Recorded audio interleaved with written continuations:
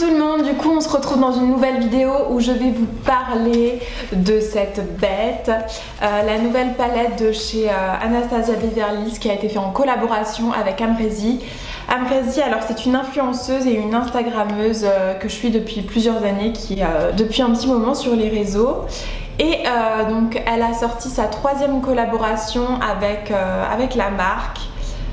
Donc il s'agit d'une palette. Sa première collaboration c'était également une palette que je n'ai pas pu avoir à l'époque. La deuxième collaboration c'est un highlighter qui, vous verrez que j'utilise dans la vidéo, qui est trop beau.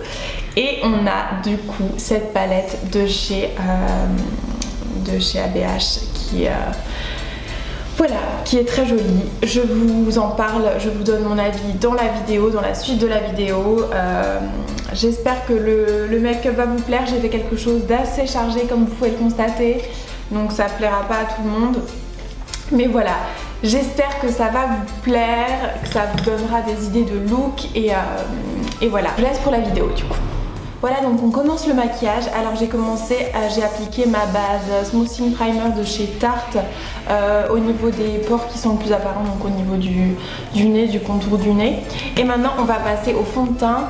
J'utilise celui de chez Lancôme, le teint Idol Ultra Wear. Je l'ai en teinte 03. Je vais l'appliquer avec un pinceau de chez Zoeva comme souvent, hein. J'applique 2 pompes.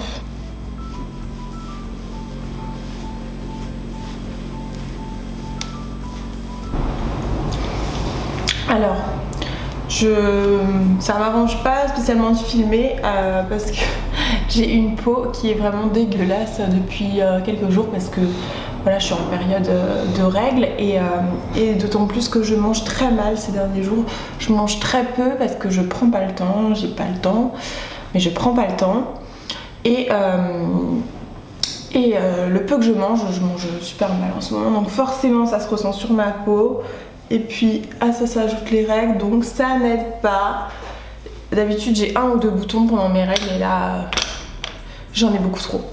Ensuite on passe à l'anti-cerne. Alors pour l'anti-cerne on va aller chez Maybelline avec le Fit Me. C'est un anti-cerne de grande surface que j'achète depuis un petit moment, que j'aime beaucoup, qui est assez couvrant. C'est une couvrance moyenne mais qui est vraiment très bien. Je viens avec un pinceau de chez Zoeva et je viens estomper tout ça.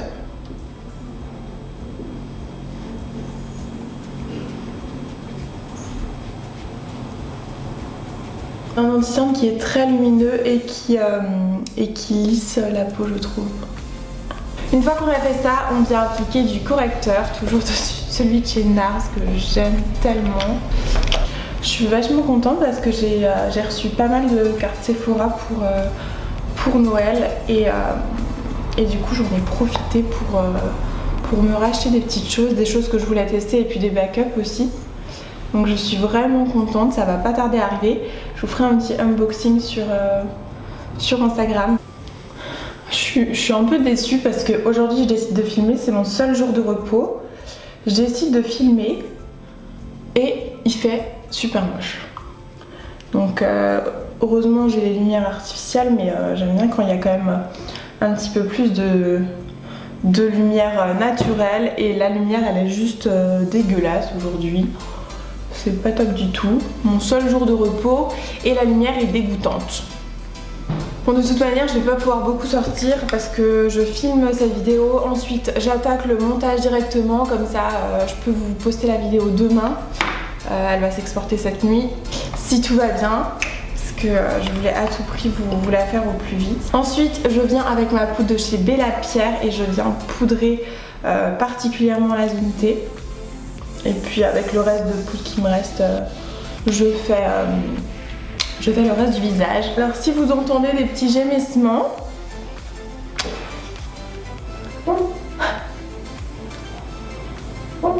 voilà, si vous entendez ce genre de petits gémissements, c'est Molly qui rêve. Quand elle rêve comme ça, elle fait un genre d'aboiement étouffé.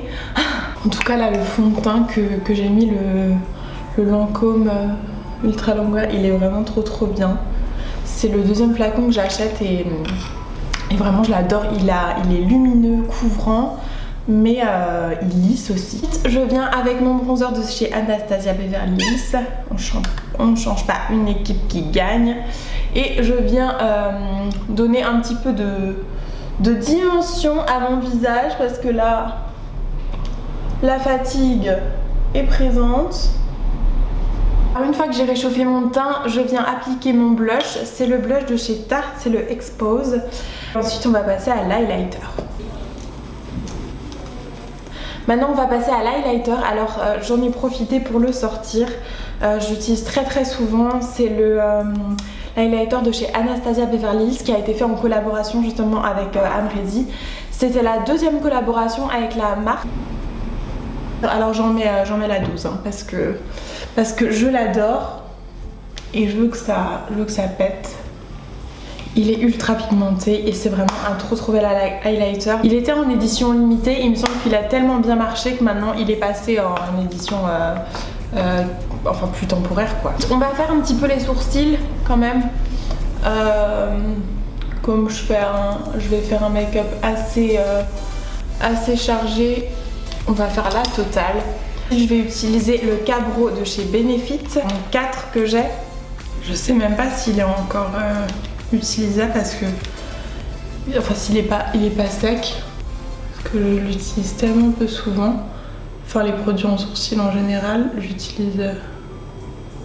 Non mais ça va, ils se conservent bien. Je viens brosser pour enlever l'excédent. Et puis pour toujours bien les coiffer. Cet highlighter il m'a donné bonne mine, c'est un truc de fou. Donc voilà pour le teint. Maintenant on va passer à la suite et on va utiliser la palette de chez Anastasia en collaboration avec Amrezy. Je vous ai fait des premières images sur Instagram hier. Donc jeudi. Alors, le packaging. Je suis pas quelqu'un qui aime spécialement le rose. Surtout pas des roses comme ça, vraiment Barbie. Je suis pas plus fan que ça du packaging.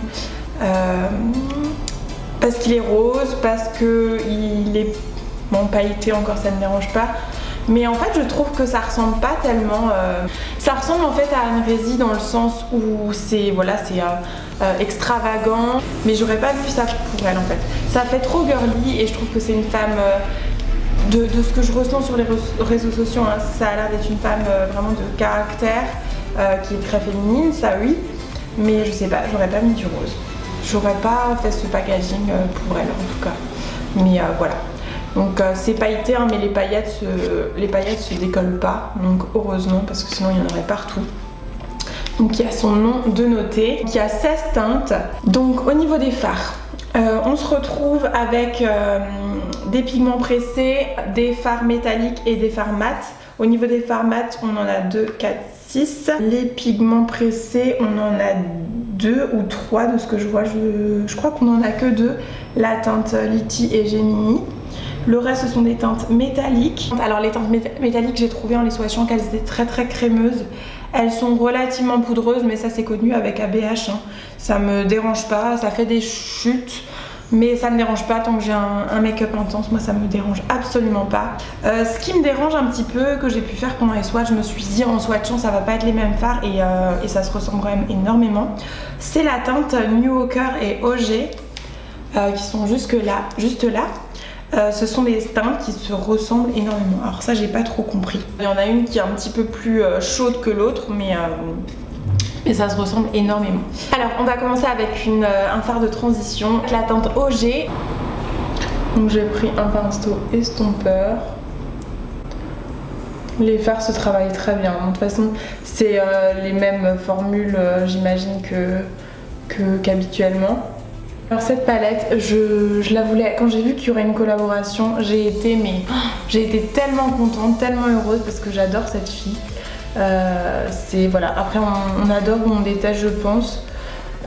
C'est une fille qui peut paraître très superficielle mais je pense que c'est une fille extrêmement simple, qui fait son taf, qui kiffe son truc, qui se pose pas 36 000 questions, qui s'en fout de ce qu'on peut penser d'elle. Et ça c'est ce que j'aime chez quelqu'un. C'est ce que j'essaye de prôner. Et du coup quand j'ai vu qu'il y avait cette collaboration, j'ai pas tout de suite vu les visuels mais j'ai été tellement contente. Et quand j'ai vu les visuels de la palette au niveau des fards hein, qui seraient dans la palette, j'ai été déçue parce que je me suis dit, j'adore les teintes, il y avait ce bleu, franchement j'adore les teintes, mais je me suis dit, ce sont des teintes qu'on retrouve déjà dans d'autres palettes. Ça m'a pas, je me suis pas dit waouh, cette couleur je l'ai jamais vue. Bon, je parle pas pour tout hein. Mais voilà, mais je me suis dit, étant collectionneuse, il me faut cette palette. Et puis je voulais vous faire une revue. Et quand je l'ai swatché, quand je l'ai reçu et que j'ai fait les swatchs hier, je me suis dit en fait non, je n'ai pas la majorité de ces fards. Et voilà, donc je regrette pas du tout, je suis super contente. On va prendre un pinceau un petit peu plus précis et on va reprendre cette couleur.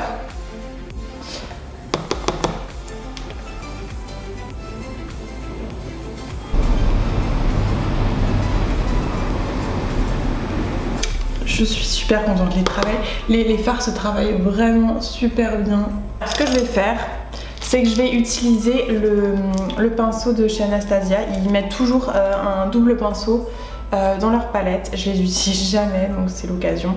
Je vais prendre la partie la plus précise et donc je vais utiliser le bleu de la palette, la teinte Léo.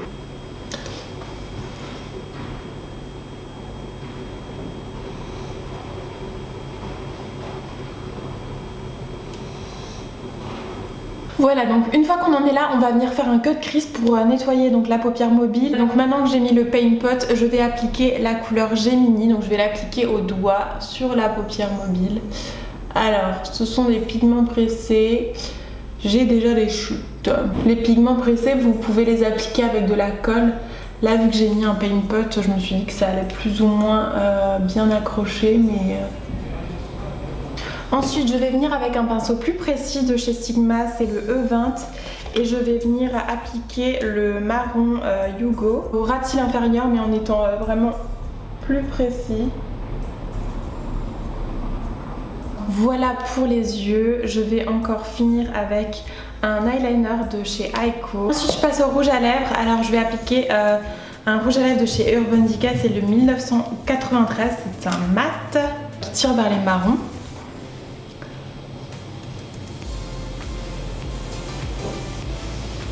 Voilà, donc on en est là pour les lèvres.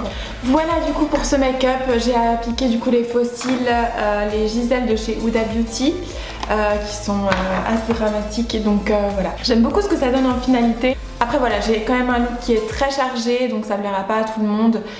J'essayerai de vous refaire sur Instagram du coup des make-up beaucoup plus soft. De toute façon, je vais continuer à m'éclater avec cette beauté. Et voilà, je suis contente, j'ai pas eu trop de chutes. J'ai eu quelques chutes de pigments bleus, mais rien d'extravagant. Donc voilà, je suis super contente. J'espère que le look vous a plu, que ça vous donnera des idées, que ça vous donnera envie d'acheter cette palette. Si la vidéo vous a plu, n'hésitez pas à mettre un petit commentaire et un petit like. Et si vous avez envie de suivre la suite de mes aventures, de nos aventures, et ben abonnez-vous, c'est gratuit et moi ça me fait plaisir et ça me motive dans mon travail. Voilà, je vous fais des gros bisous et je vous dis à très bientôt.